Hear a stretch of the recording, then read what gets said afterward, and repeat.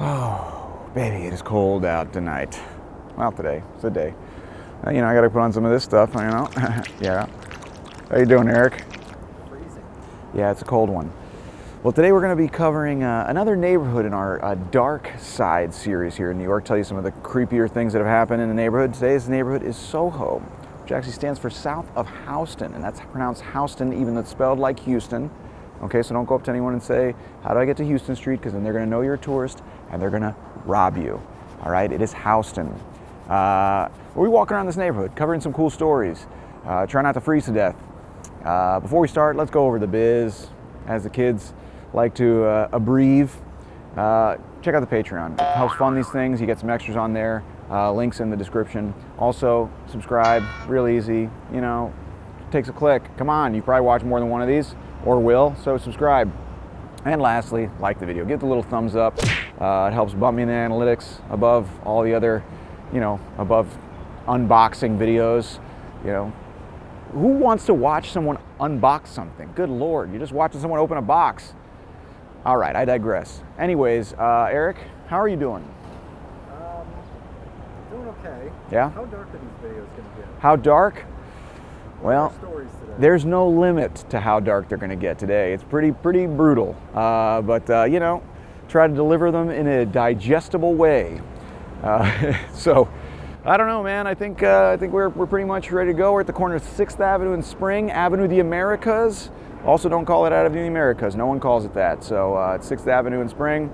We're gonna walk into SoHo here. What do you think, man? You ready to go? Sounds good. Let's do it.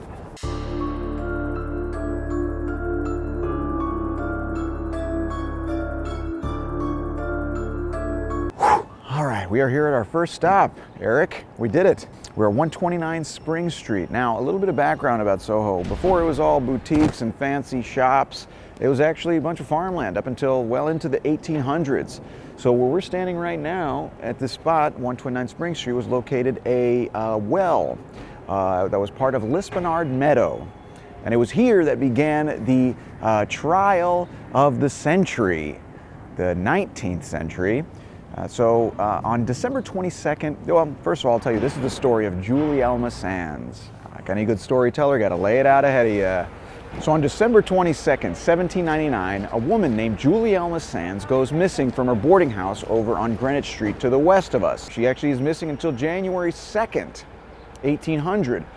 People were wondering where she went. She had a lover named Levi Weeks. People thought she'd run off with him.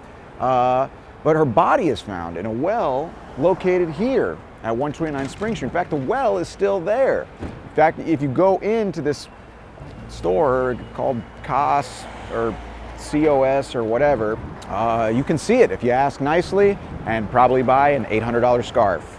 But it's still there, which is pretty cool. Anyways, they found her body here.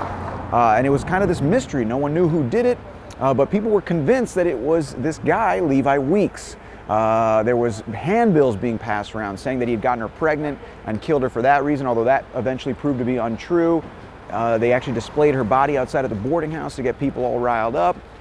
His brother, however, was Ezra Weeks, who was a very popular guy in the colony back then. Well, it was a city by then, but it was still a young American city because remember, the United States had only become independent in 1776, 24 years prior. 24 years is not a long time. Take it from me, I'm only 24 years old. Anyways, his brother, Levi Weeks' brother, Ezra Weeks, very well-connected dude, hires this dream team of lawyers to defend Levi. The dream team consisted of Alexander Hamilton, who you guys may know because he became famous later on for becoming Lin-Manuel Miranda. Also Aaron Burr, who was the man who eventually killed Alexander Hamilton in a duel in 1804. And the last member of the team was Henry Brockholst Livingston, who you may not know, but he became a Supreme Court Justice. Snooze, But they're a pretty big, pretty accomplished team. So they go to trial March 31st and April 1st, 1800. The trial of the century begins, right? It's like goes straight through pretty much 44 hours, almost 70 witnesses. Huge deal. They actually had it down at Federal Hall which was where George Washington was inaugurated as first president. It's a big, big deal. There was lots of circumstantial evidence, people trying to pin Levi Weeks to the scene of the crime, saying that they saw the sleigh that he was part of, but it wasn't sure if there were two people in it or not. And the defense kind of refuted all these things, with things probably like, if the sleigh don't fit, you must acquit, and all those types of things. And eventually he is found not guilty. Holy crap, everyone's pissed. Everyone's pissed. He actually gets ostracized to the point where he has to leave New York and flee to the last place where anyone here would ever look for anyone or anything, Mississippi. What a story, huh? And it all happened at a well. It's located in the basement of this building. The entire country talked about this case for, decades afterwards, because this is before, social media. Today, these kind of things don't hold your attention. You scroll through and you're like, oh my God, did you hear about this murder? Oh, look at that, Pete Davidson's dating, Whoopi Goldberg or something. It's hard to keep your attention on anything, but back then it captured the entire young nation's attention. So it was a really big deal, and also this was the first murder trial in U.S. history to be officially recorded for posterity. So you have that too. So pretty interesting case. All happened right here in SoHo, and well, located here at 129 Spring Street. Pretty cool story, huh, Eric? It is cool. Are you ready to go to the next spot? That's it. Let's go.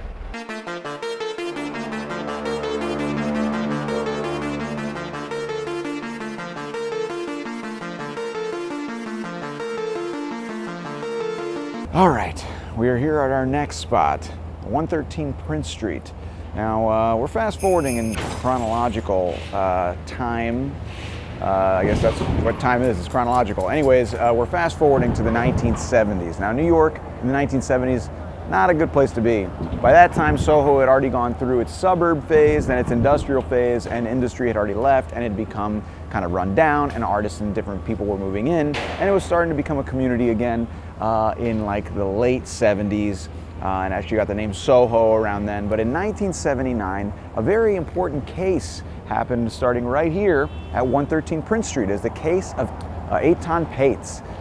He was a 6-year-old boy who went missing, leaving this building right here.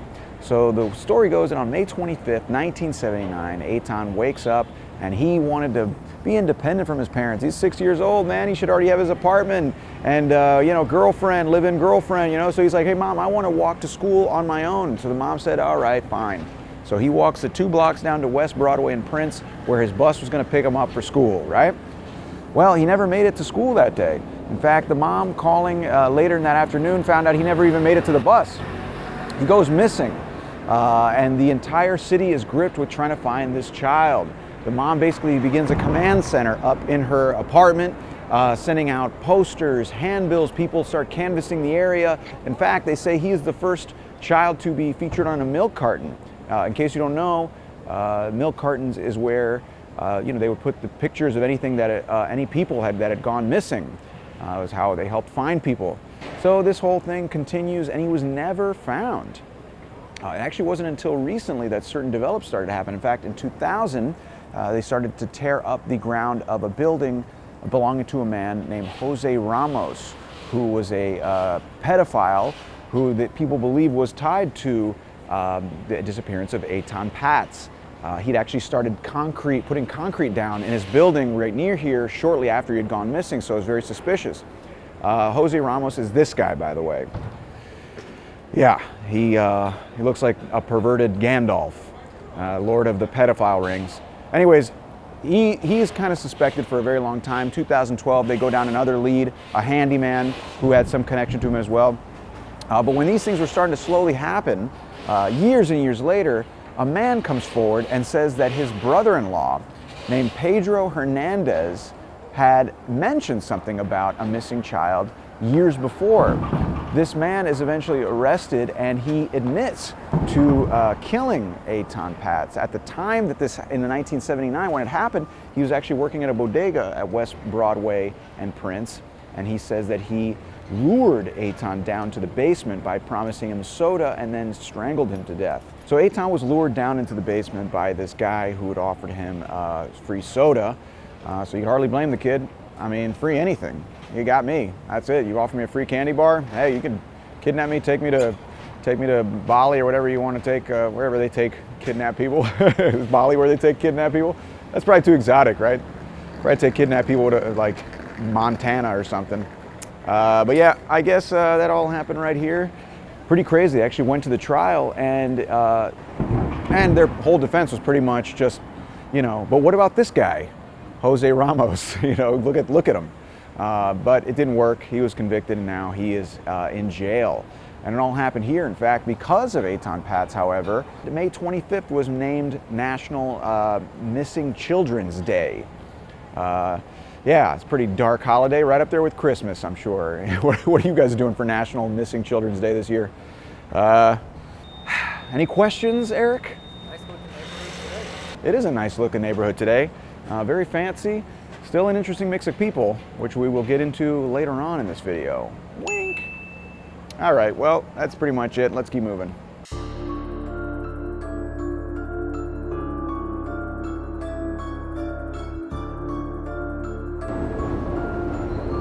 All right, look at us. We're here at our next spot, 218 Lafayette. Now, Soho has become, even today, kind of more of like a party neighborhood, a lot of young people. It feels safe when you go out at night because there's so many people here. Well, that didn't stop this next story, this next event from taking place in the year 2006. This is the story of Imette St. Guillen. She was a 25-year-old woman, grad student at John Jay, very smart, honor student, who was just out with some of her friends one night. So the way the story actually ended here was she went out with her friends. She was at a bar nearby on the Bowery, which, by the way, one of the worst streets in the history of New York. Not so bad today. There's actually like millionaires and stuff now, but back then it was, you know, way back in the day, it was real bad. She was out partying there, bar there. She leaves, gets in a fight with her friend on the surveillance camera, actually, because she wanted to stay out. She wanted to come here, so she did. She came here around like 3:30 at night to kind of end the night, and they closed at 4 a.m. The bar that was located here at 218 was called The Falls. The owner was actually Michael Dorian. We'll get into him later. But she gets booted by the bartender at the time. It was Dan Dorian, because they're closing. And the bouncer, a man named Daryl Littlejohn, is tasked with seeing her out, right? Now, fast forward a little bit. She goes missing. Her friends don't hear from her. It's a total, like, you know, shock. No one knows what happens until the next evening, February 25th, 2006. She was out the 24th. They get a call, the police gets a call at 8:43 p.m. from a diner in Brooklyn. And they say this call from a payphone says that they found a body from near the Belt Parkway. Not a place you want to be, next to the Belt Parkway. But anyways, they go investigate it. They find the body of Imette St. Guillen. She's naked, she's stripped, she's tied in tape, she has a sock stuffed down her mouth. There are traces of GHB in her system, and she's dead. She was killed by asphyxiation. She was found dead, but now the question is, who did that to her, right? Who did this to her? The whole city is kind of flipping out, like, whoa, what's going on? This woman is 25 years old. She was just out in Soho. This is crazy. Everyone starts kind of getting very afraid. They start looking into things, and they start piecing it together, and it traces back to the bouncer, Daryl Littlejohn. In fact, a homeless guy who was sleeping in the park across the street testified, correctly saying what she was wearing, etc., but also saying that a van came around and picked her up that was owned by Littlejohn and drove her home. That's what he had offered to do. He said, "I'll take you home." Those were the last words he had said to her. So he takes her home. Then they take DNA, and they start doing DNA testing, and they find his DNA on the straps that had tied her behind her hands behind her back. They find his DNA, his mother's DNA, from the quilt that she was wrapped in, because he had gotten it from his mother's house. All this to eventually pin the blame on him. Then Dorian gets in trouble. Dan Dorian, the bartender, because initially he had said that he didn't say anything, he didn't know anything, and the reason he said all those things is because he didn't want to get involved. He eventually recanted. He went back on those earlier statements and said, yeah, okay, so I did tell this guy to kind of take care of her, and he's the guy who ended up killing her. This guy was actually a 7-time convicted felon, and Dorian still hired him. He got a lot of flack. People would protest outside of this bar. It was closed down shortly after because of that and other infractions. But Dorian family is a very famous family here in New York. They actually opened Dorian's Red Hand in the Upper East Side in 1960, which actually became famous for the 1986 Preppy murder. That's where Robert Chambers picked up Jennifer Levin and then killed her in Central Park in 1986. So they're all tied together. Leave it to also the coincidences in this neighborhood. This building was owned by Geraldine Ferraro's family. So she helped to kind of cooperate and let them like investigate the building and all that stuff. Geraldine Ferraro, by the way, the first ever female vice presidential candidate in the 1980s. That's the kind of crazy stuff in this neighborhood. You never know who owns what. It's like that, sprinkler system right there. That's run by, Boy George, right? Probably. I don't know. But you get it? That's kind of the crazy thing. So anyway, Daryl Littlejohn goes to trial. He's actually convicted. He's serving prison time now for the murder of Imette St. Guillen, but it serves as kind of like a warning. It can be dangerous here, even today. This is in 2006. I remember when I first moved here in 2008, some gang of toughs walked by me and knocked a milkshake out of my hand. Walking down the street in a milkshake, with a milkshake at 3:30 in the morning, and, I'll drink your milkshake. Drink it right up. That from that movie. Also, because of this case, New York City actually passed laws requiring more surveillance at bars, requiring more background checks on security guards and bartenders. So it actually had a big impact. I mean, this case was talked about just about every day by newspapers like the New York Times, the New York Post. People watched it very, very closely. And it all happened right here at 218 Lafayette Street.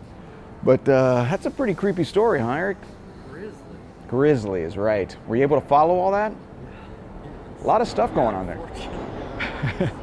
All right, well, I say we go to the next stop. What do you think? Let's do it.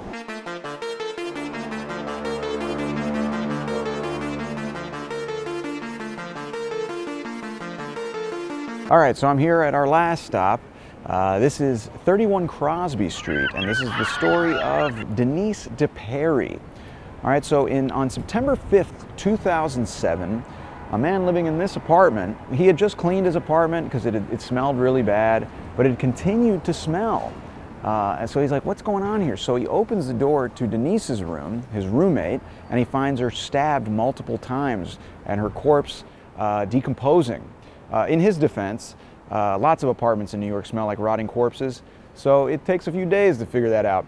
Her boyfriend, the following day, on September 6, 2007, checked himself into a mental hospital saying he had done a very bad thing. On September 7th, he's arrested for the murder of Denise Deperrie. His name is Juan Rios. And earlier that same summer, he had actually been arrested for slashing Denise with a samurai sword. And look, we've all been there. All you couples have been there, right? You want to slash your significant other with a samurai sword, but very few of you do it. Pretty crazy. It's got to be a red flag of some sort.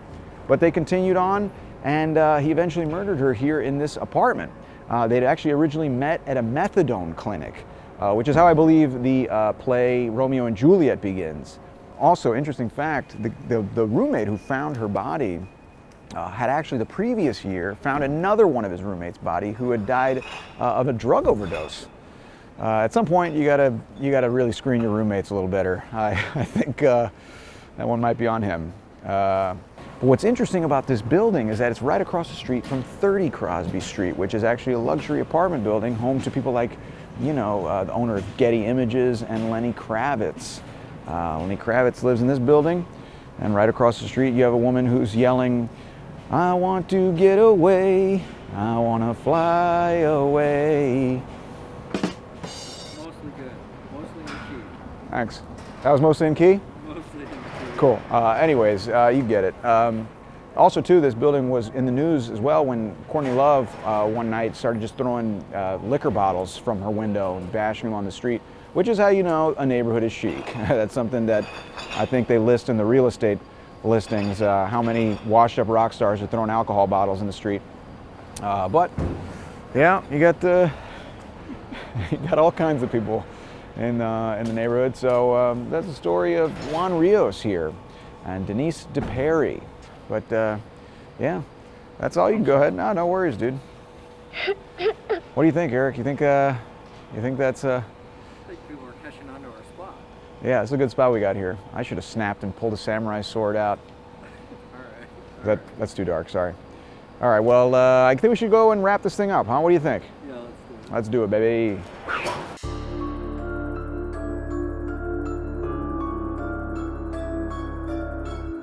All right, well, we reached the end. Gonna sign off here. I'm in actually Petrosino Square, which actually is tied to a dark crime. Joseph Petrosino, first NYPD officer killed in the line of duty outside of the United States. He died in Italy fighting the early mob.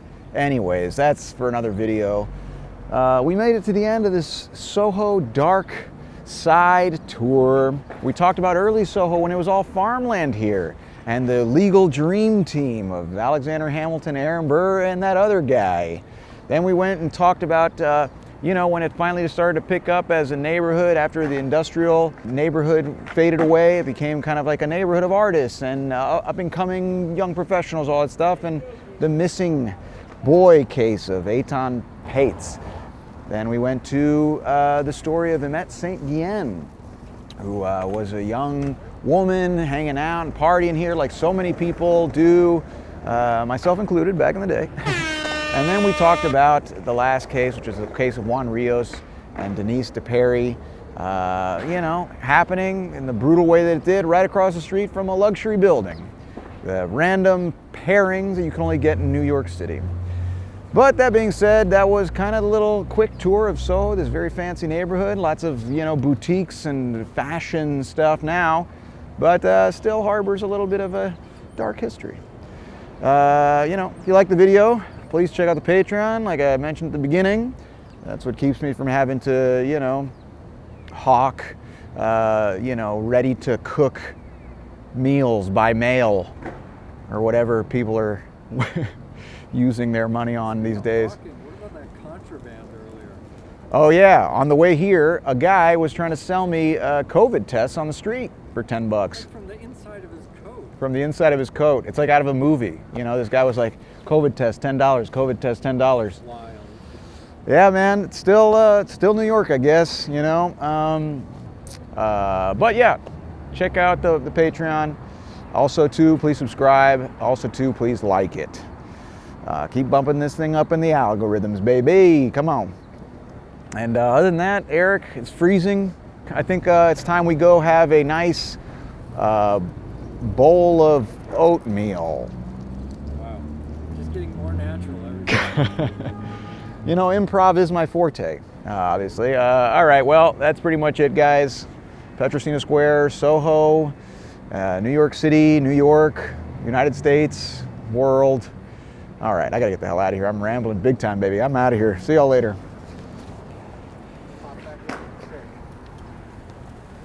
Sick.